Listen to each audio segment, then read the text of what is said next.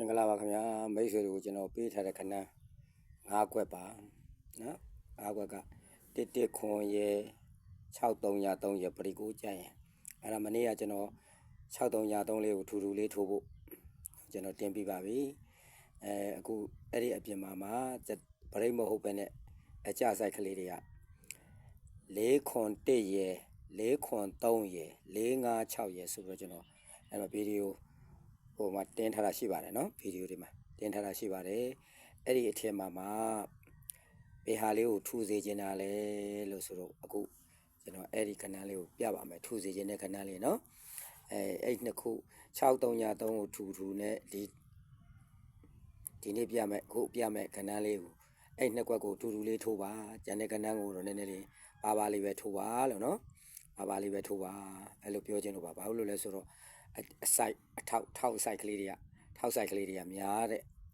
အကွက်ကလေးတွေကိုဦးစားပေးစေခြင်းလို့ပေါ့ဗျာနော်အဲ့ဒီဒါမှထောက်ဆိုင်နေတဲ့ကောင်ကထူးထွက်သွားရင်လည်းမတက်နိုင်ဘူးနော်အဲ့ဒါကြတော့မျိုးပေါ့လာကျွန်တော်ကအခုဘယ်ဟာလေးအထူးလေးထိုးစေခြင်းတလဲဆိုတာကိုကျွန်တော်ပြပါမယ်မနေ့ကဆိုရင်6303လေးကိုထူးလေးထိုးစေခြင်းတာနော်6303လေးအားလေးကိုထူးလေးထိုးစေခြင်းပါတယ် break 6မှာကြိုက်တယ်ဆိုရင် break 6မှာကြိုက်တယ်ဆိုရင်ပြောတာပါနော် break 6မှာကြိုက်တယ်ဆိုတဲ့လူတွေက6303အားလေးကိုထူးလေးထိုးပေးပါအခုဒီမှာကျွန်တော်အဲ့ဒီခုနက4ခွန်1ရေ4ခွန်3ရေ4 5 6ရေအားလေးတွေ3ကွက်ပေးထားတဲ့အထက်ကထူးလေးထိုးတဲ့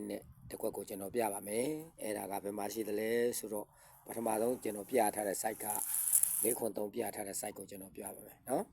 ကျွန်တော်ပြထားတဲ့ site ကဟာမှာ3ရက်2001ခုနှစ်ဒုတိယကြိမ်မှာခွန်303ရှိတယ်ခွန်3ရဲ့နောက်တစ်နှစ်ခွန်303ရဲ့နောက်တစ်နှစ်3ကြိမ်ဆင်းတစ်ကြိမ်2ကြိမ်3ကြိမ်ဆင်း990ကနေပြီးတော့တဲဆင်းသွားတဲ့တယ်ကြီးဟိုး24ကြိမ်အထိတဲဆင်းသွားလိုက်မယ်နော်24ကြိမ်အထိတဲဆင်းသွားမယ်တဲဆင်းသွားတဲ့ခါကျတော့24ကြိမ်မှာဘာတွေ့လဲဆိုတော့196လို့တွေ့တယ်အဲ့196ကနေပြီးတော့ပြန်တက်မယ်196ပြန်တက်တော့1ကြိမ်2ကြိမ်3ကြိမ်4ကြိမ်5ကြိမ်6ကြိမ်နော်6ကြိမ်ကျွန်တော်မမြင်ရဘူးကျွန်တော်မြင်အောင်ပြန်ပြပါမယ်196ရဲ့နောက်တစ်နှစ်မှာ1ကြိမ်2ကြိမ်3ကြိမ်4ကြိမ်5ကြိမ်ပြီးတော့6ကြိမ်9ကြိမ်10ကြိမ်9ကြိမ်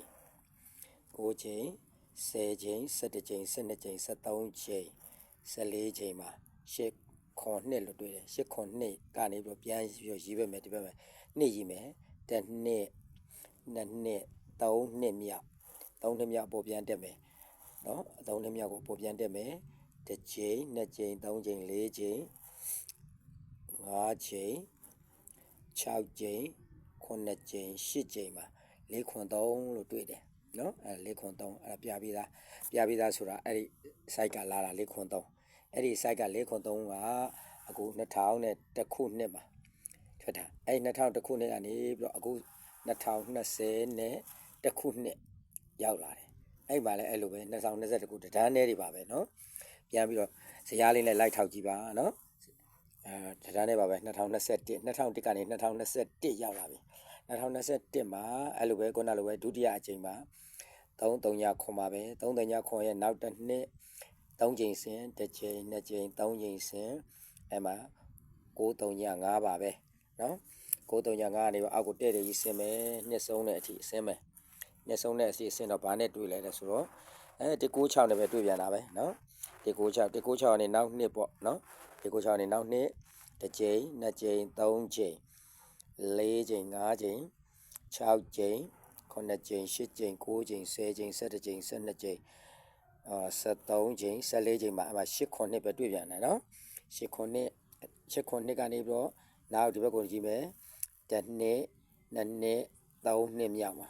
3နှစ်မြောက်မှာပေါ်ဆက်တက်သွားမယ်တစ်ကြိမ်2ကြိမ်3ကြိမ်4ကြိမ်5ကြိမ်6ကြိမ်9ကြိမ်10ကြိမ်မှာအဲ့မှာ4ခွန်3ဆိုတာ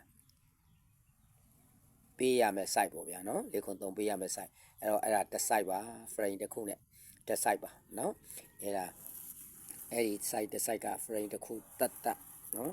အဲ့တော့ဘာလို့လာလဲဆိုတော့အော်ဒီမှာကြည့်မယ်2001နှစ်ကြိမ်မှာ3ရက် ခွန်3ည3 2021နှစ်ကြိမ်မှာလဲ2021နှစ်ကြိမ်မှာလဲ33ညခွန်နော်33ညခွန်မြင်လားမသိဘူးဗျနော်နောက်တစ်ခါ2000နဲ့2ခုနှစ်မှာ990 2002ခုနှစ်990လို့ပဲ2022မှာလဲ990ပါပဲနော်တခြားနေပါအဲ့ဒီကနေပြီးတော့ဒီမှာဘာတွေ့လဲ24ချိန်မှာ2024ချိန်မှာ196အဲ့ဒါ24ချိန်မှာပဲ2022မှာ196အဲ့ဒီကနေအပေါ်ပြန်တက်သွားမယ်2001မှာလဲ2001မှာလဲဘာတွေ့လဲဆိုတော့တွေ့လဲဆိုတော့8ခွန်နှစ်2001မှာလဲ8ခွန်နှစ်ပါပဲအဲ့ဒါနဲ့တန်းတည်းပဲ2022မှာလဲပဲ8ခွန်နှစ်ပါပဲနော်အဲ့ဒါကဘယ်လောက်196ကနေပြီးတော့14ချိန်ကြီးတဲ့အပြင်မှာနော်196ကနေ14ချိန်ပြန်တက်အဲ့ဒါပြီးတော့14ချိန်အဲ့ဒီကနေပြန်တက်မယ်ဒီဘက်ကိုသွားတယ်ဒီဘက်ကိုသွားတော့ဟောဒီမှာခုန990နဲ့နော်ဒီ2000နှစ်990နဲ့တန်းတည်းမှာ4ခွန်3လို့ပေးထားတယ်အဲ့လိုပဲ2022ရဲ့990နဲ့တန်းတည်းမှာ4ခွန်3လို့ချပေးနိုင်တယ်ပေါ့ပြောမယ်ဆိုရင်တော့ချပေးနိုင်တယ်နော်အဲ့ဒီ site ကအဲ့ဒါတစ် frame ပါနော် frame site တစ်ခုနောက် frame site တစ်ခုကအဲ့ဒီတုန်းကတည်းကကျွန်တော်နှစ်ခုပြထားတာပါဘယ်မှာရှိလဲဆိုတော့ပထမဗီဒီယိုတွေကဘယ်မှာရှိလဲဆိုတော့88ခုနှစ်88ခုနှစ်မှာပါနော်88ခုနှစ်မှာတစ်ချိန်နှစ်ချိန်သုံးချိန်လေးချိန်လေးချိန်ပြီးတော့5ချိန်6ချိန်9ချိန်10ချိန်10ချိန်ပြီးတော့နော်9ချိန်10ချိန်11ချိန်12ချိန်မှာ12ချိန်မှာ841 841ရဲ့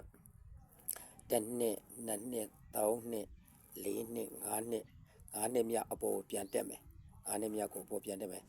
တစ်ချိန်နှစ်ချိန်3ချိန်4ချိန်5ချိန်6ချိန်ပေါ့ဗျာ6ချိန်မှာ435လို့ခန့်တယ်435ပြီးတော့နှစ်ရေးမယ်တစ်နှစ်နှစ်နှစ်3နှစ်4နှစ်5နှစ်6နှစ်9နှစ်10နှစ်9နှစ်မှာ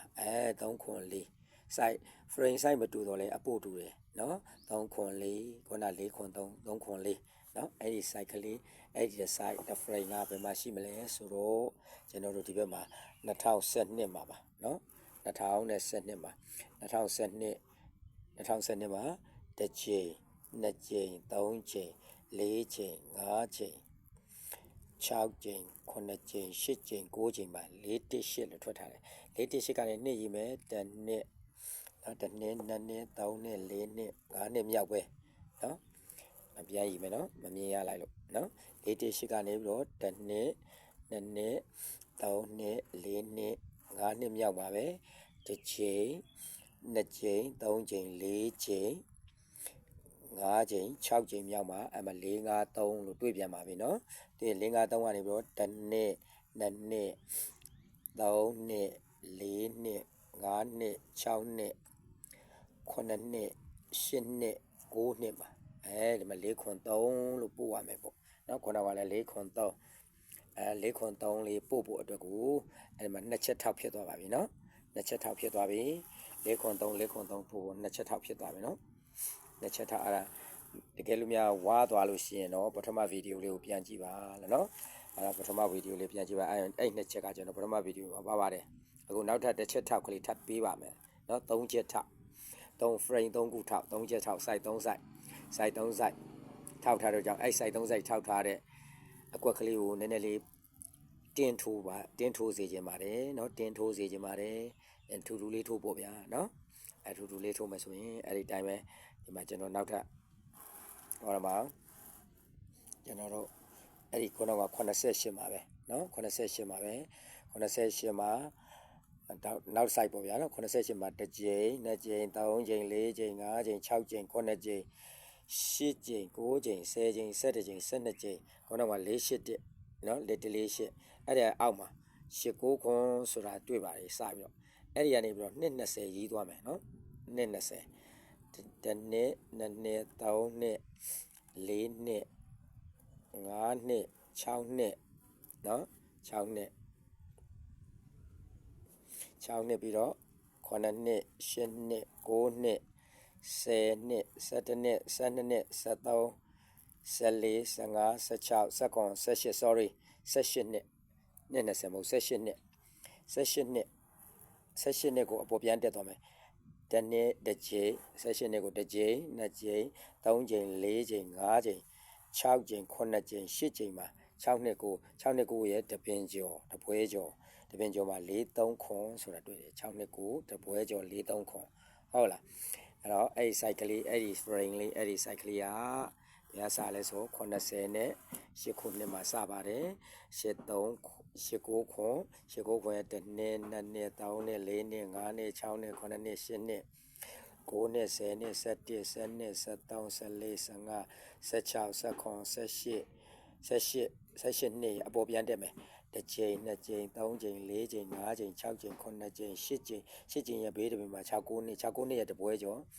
4-3ခွန်နော်အဲ့ဟာလေ4-3ခွန်မှညွှန်ပါတယ်ဒီမှာလေ4-3ခွန်ဒီမှာလေ4-3ခွန်ညွှန်တယ်နော်နှစ်ချက်ရှိသွားပြီနှစ်ချက်ဒါဟုတ်ဆို3ချက်ပါပဲနော်ဒါရဲ့ဒီမှာအဲ့ဒါလေးကိုဘယ်မှာပြမလဲဆို2009ခုနှစ်မှာ2009ခုနှစ်မှာကြည့်မယ်2009ခုနှစ်မှာတစ်ကြိမ်နော်တစ်ကြိမ်နှစ်ကြိမ်3ကြိမ်4ကြိမ်5ကြိမ်6ကြိမ်9ကြိမ်10ကြိမ်9ကြိမ်မှာ8-9ခွန်ပဲတွေ့ပြန်ပြီနော်ခေါ်တာတော့ကလည်းဒီမှာလဲ8-9ခွန်လား88မှာလဲ8-9ခွန်ပါပဲအခု3ညခွန်2000ခွန်ပါလဲဒီမှာ8-9ခွန်လို့တွေ့ပြီ8-9ခွန်နဲ့18နှစ်ဟာလားတစ်နှစ်2နှစ်3နှစ်4နှစ်5နှစ်6နှစ်9နှစ်10နှစ်9နှစ်10နှစ်11နှစ်12နှစ်13နှစ်14နှစ်15 16 19 18နှစ်18နှစ်ရောက်သွားပြီ18နှစ်အပေါ်ပြန်တက်မယ်တစ်ကြိမ်နှစ်ကြိမ်3ကြိမ်4ကြိမ်5ကြိမ်6ကြိမ်9ကြိမ်10ကြိမ်9ကြိမ်ရဲ့ဘေးမှာ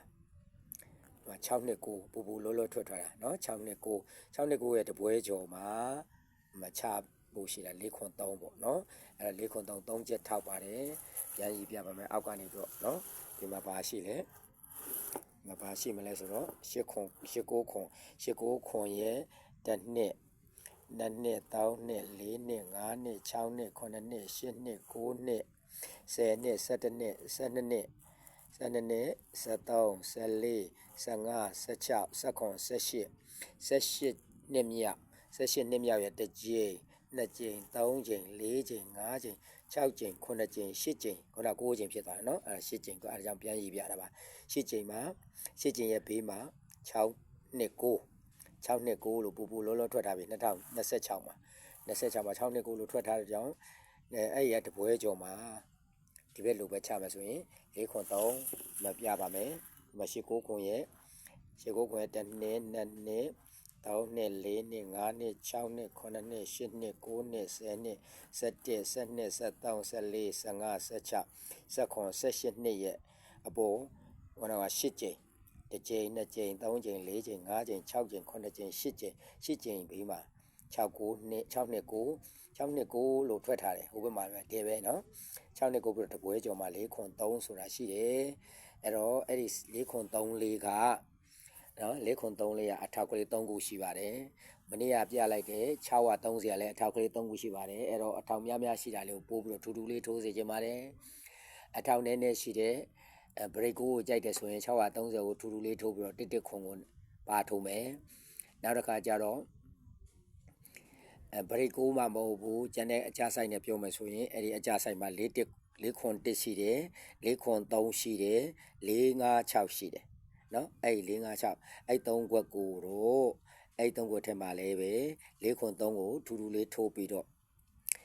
4ခွန်1နဲ့4 5 6ကိုတော့ပါထိုးစီချင်ပါတယ်အာထိုးရမှာပါအကုန်လုံးအာထိုးရမှာပါကျွန်တော်နေရာမရပါဘူးကျွန်တော်630ကြတော့ကတော့ကျွန်တော်နေရာတွေပြောတယ်ပြ6ထိပ်ရှိတယ်တဲ့နော်6ထိပ်ရှိတယ်တဲ့3အလဲရှိတယ်တဲ့အဲ့လိုပြောပါတယ်တချို့ရလဲ3ညထိပ်ရှိတယ်လို့တက်လာပါတယ် comment ကျေးဇူးတင်ပါတယ်အဲ့ဒီလူတွေတွေကျေးဇူးတင်ပါတယ်အဲ့ဒါလေးတွေကိုနည်းနည်းလေးပို့ပြီးတော့ထိုးလို့ရတာပေါ့နော်ပို့ပြီးတော့ထိုးလို့ရတာပေါ့ထိုးရမှာတော့အာထိုးရမှာဖြစ်နေတော့နော်ပို့ထိုးရမှာဖြစ်ပါတယ်အဲ့တော့ကျွန်တော်ပေးလိုက်တဲ့ခဏ9ခွက်ရှိပါတယ်နော်အဲ့ဒါလေးကအထူးပါလေးတွေကြည့်ပြီးတော့ချိန်နိုင်ဖို့ကျွန်တော်တင်ပေးတာဖြစ်ပါတယ်အားလုံးကျေးဇူးတင်ပါတယ်